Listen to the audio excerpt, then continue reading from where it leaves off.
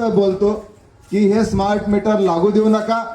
Smart meter लावायला जर आले तर त्यांना हकलून लावा, परंतु जर मी हकलून जरी लावलं तरी ते पुन्हा पोलीस घेऊन येतील आणि जबरदस्तीने स्मार्ट मीटर लावतील।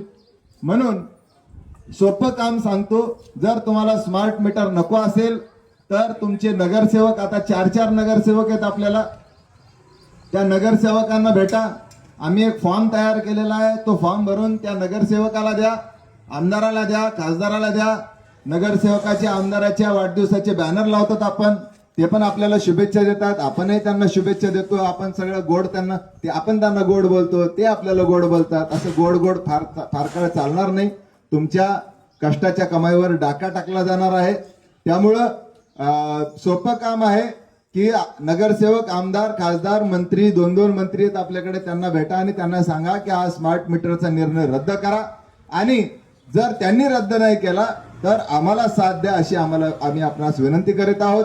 आम्ही प्रत्येक महिन्याच्या पहिल्या बुधवारी जुबली पार्कच्या महावितरण कार्यालयासमोर निदर्शनं करीत असतो।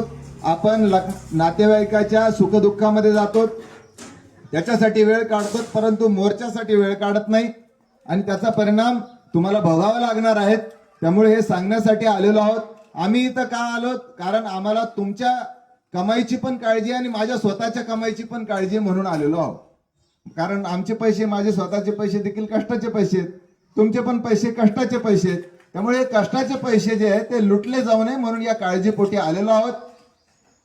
जर लक्ष दिलं आमच्या बोलण्याकडे तर तुमचा फायदा होईल, नाहीतर काय व्हायचं ते होणारच आहे। धन्यवाद। स्मार्ट मीटर हटवा, आपल्या कष्टाची कमाई वाचवा। स्मार्ट मीटर हटवा, आपल्या कष्टाची कमाई वाचवा। धन्यवाद।